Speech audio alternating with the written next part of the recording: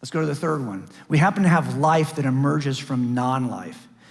I tell you, that always bugged me as an atheist. Trying to figure out how that could happen is a problem. I had a case one time where a cell phone had this text on it.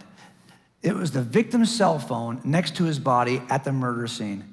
Here was the text. I wasn't quite sure what to make of it.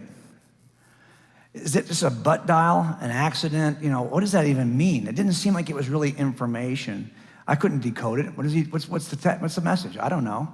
Well, it turned out this message came from his wife, Rachel, who had been cheating on him for a number of years he didn't even know. And on this night, she'd had enough. She wanted to kill him. He was working late. He wanted her boyfriend to go over and kill him at the place of business. But he was getting ready to leave, and he had called her and says, I'm coming home. So she texted him to hold him in place so that the boyfriend could kill him. This text, like many other I found before, it basically says, don't go anywhere, I'll be there in 30 minutes. So this is how they would talk about, I'll be there in 30, be there in 15, almost there, whatever. He waited 30 minutes for her and was killed in 20. So this was actually ended up being a piece of information. Now, one way we discover what this is by asking good detective questions, right? These are the kinds of questions we all are familiar with. Am I right? I want to ask just one tonight when it comes to the origin of life to get us started. I ask all of them in the book, but tonight I just want to cover the where question. Where do naturalists who are not believers think life originated in the universe? Because we've all got to account for the origin of life from inorganic materials. And the proposals have been really broad and widespread. Lots of proposals have been offered. As a matter of fact, some people will say, well, I think it happens in the atmosphere. Some will say, no, I think it happens in the actual waters of some nature, someplace on the planet. Or they think it happens in some kind of terrestrial form, like on clay. I studied every single origin of life theory on this. Some will say, no, it happens at the deep sea vents or under the terrestrial crust. Some will say, no, this don't work. It has to happen in the atmosphere. Or it has to happen rather in space and can be delivered to our planet. Why are there so many theories about where this occurred? You know why? Because no one agrees. As a matter of fact, each of these famous scientists thinks the other guy is desperately wrong. He's certain they're wrong, and it gets worse because it goes the other way too. And the reason why they think they're wrong is because none of these work. Every location that's been examined to explain the origin of life fails miserably. Not just slightly, miserably. Origin of life studies are no closer than they were 35 years ago. We've done nothing in terms of progress except made the problem more difficult, because now we know that there are several chicken and egg problems when it comes to origin of life. Really, all life at the biological level, all life is built out of building blocks, Legos, that are called proteins. Proteins are the building blocks of life. The problem is proteins are generated in little factories called ribosomes. And what do you think these ribosomes are made with? Proteins. That's the problem. You've got a chicken and egg problem. Which came first? And to be honest with you, it gets worse the deeper you look. It's not just in ribosome factories. It's in every aspect of the cell, including the cell membrane. You can't get this complex behavior to occur unless it's protected in some way. But the protection for this complex system is made up of the very things that are in the complex system. That's the problem. You got to have everything in place all at once in order to make this work. And that's why it's so hard to locate a place where all of this could happen without any intelligent intervention. And it gets worse, because it turns out there is one thing that defeats the chicken and egg problem. There's one way to defeat it. You know how it's defeated? It's defeated with something we call DNA. This molecule, the largest molecule known in all of science, right? Built from all the different nucleotides that build up DNA. These 4 nucleotides are used to build DNA. This is the instruction manual that tells proteins how to form. It tells ribosome machines how to manufacture proteins. It constructs and directs all traffic in biological systems. The problem, of course, is, what is this? This is a series of nucleotides that are in a certain order, like information, like letters, that are directing traffic. Here's the problem, and Stephen C. Meyer does the best job of saying this. Now, Stephen's a believer, but he's also got his Oxford PhD in the philosophy of science. And what he says in a book that is the biggest takeaway about this first book he wrote, Signature in the Cell, is simply this: there's not a single example in the entire history of science or the universe in which information ever comes from anything other than intelligence. So if this is information in the genome, what is the intelligent source that has put it there? Because you cannot get information any other way. Let me show you what I mean. He actually, some work I looked at, I love this guy's work. His name is Dr. Werner Gitt. He's an engineer, IT specialist in Germany. He's written a book in which he talks about the 5 levels of information. Why do we think that DNA is truly information and requires an intelligent source? Well, because if you look at information, it comes in 5 levels. Let me introduce them to you. Here's my dog. Do you guys have dogs? I went over to Pastor Paul's house today, and I got to see his dogs. He's got cute dogs. I have a Corgi, a Pembroke Corgi. This is the best dog in the planet. If you have a dog, your dog is nothing compared to this dog. Pooey on your dog. This is the smartest dog in the world. But it's a dwarf, it's a Pembroke Corgi. And they are like little shrunken down sheepdogs. And they cannot type. If I put a typewriter in front of this dog, it is not gonna be able to type. But let's just go with me for a second, do a little thought experiment. Let's say I put a typewriter in front of Bailey, and Bailey, I said, Bailey, do me a favor, type me out a sentence. And after banging her little paws against that typewriter, I write down on the chalkboard what she's typed. She's typed this. Is that information? Yeah, actually it is. What is she saying? I don't know. Is she trying to say anything? I don't know. But is it information? Well, in some sense it is. It's very unusual and specific if you think about it. What are the odds of her typing that same thing again? Probably never happened. What if I had Scrabble pieces that in that format and I threw them on the ground? How many times would I have to throw them on the ground before it would form that combination again? Probably never happened. So it is, in some sense, very specific, detailed information. But it doesn't really tell me anything. I think that natural processes of physics or chemistry could get you this. This looks like random generated sequences. What if I give you one more? What if she typed this? This would be really cool. TT spacebar, TT spacebar, TT spacebar. If she did that, you'd say that's a smart dog, wouldn't you?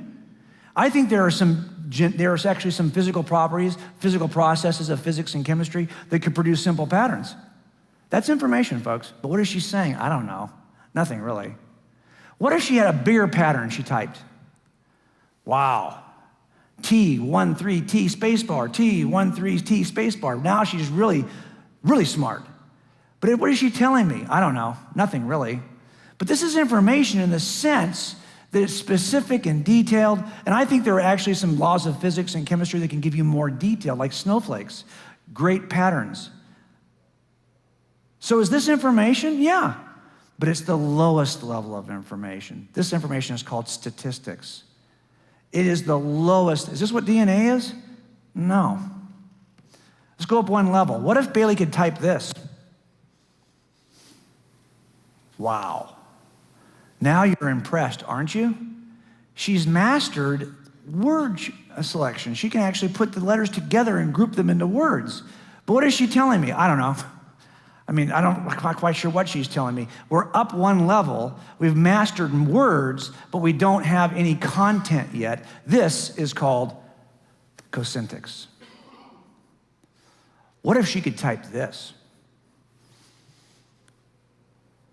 Now we have words in a proper linkage that gives us a concept we can recognize. She's actually telling us something, and we understand what she's saying.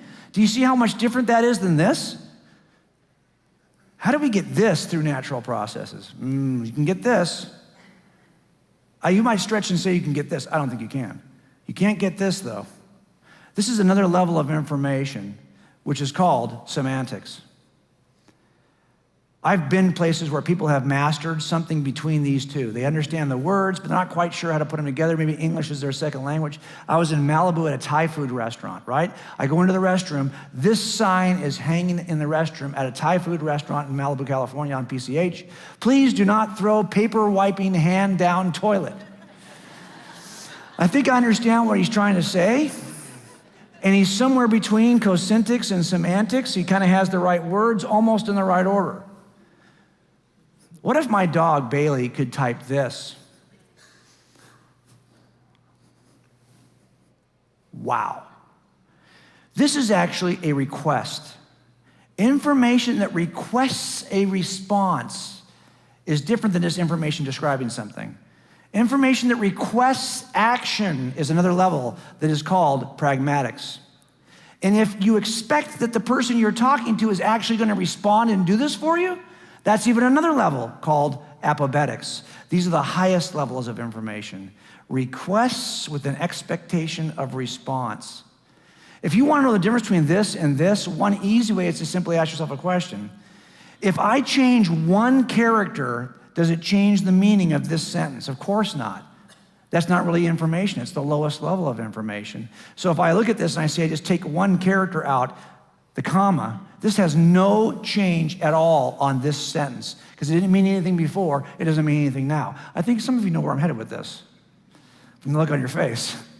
But at the bottom, at the highest level of information, you know it's high information because if I make one change, like take the comma out of that sentence, now everything changes, right? Now the sweet Bailey who was wanting Grandpa to feed her has now become the evil Bailey who wants to eat Grandpa.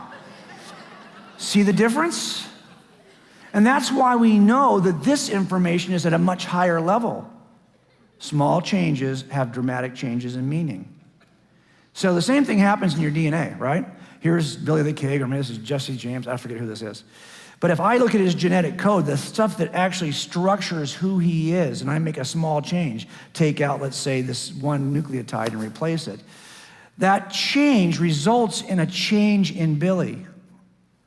Something is going to change. Why? Because this DNA is not just statistics. It's the highest level of information. It's a pragmatic request that's expected to be met. This is hard to explain in a naturalistic universe. And even the naturalists recognize that. So Paul Davies, a physicist from ASU, says, we are still left with the mystery of where biological information comes from. If the normal laws of physics can't inject information, and if we are ruling out miracles, which of course they are, then how can life be predetermined and inevitable rather than a freak accident? How is it possible to generate random complexity and specificity together in a law-like manner? We've always come back to that basic paradox. How do you get this by staying in the room? Well, I describe a couple of ways people try to get it. One thing you can do is simply say, oh, it's just chance. You do it long enough, hard enough, these things will happen by chance. But that really misunderstands the level of information involved. Or you can argue that there's some natural law that could cause information. Give me an example of that. You won't. There are no examples of natural law ever giving you anything more than statistical information, the lowest level of information. So if you want to stay inside the room, you're going to have to go by chance or by law. Those things don't work. Why? Because we're seeing true information in the room. And that means you've got to have a source of true information, and that's got to get you outside the room. That's the problem. See, here's the problem with asking these questions. I ask these questions all the time in homicides, but I don't stop here. I don't ask these questions and stop. If I did that, I'd never solve a case. The next question I have to ask is the money question. It's a who question.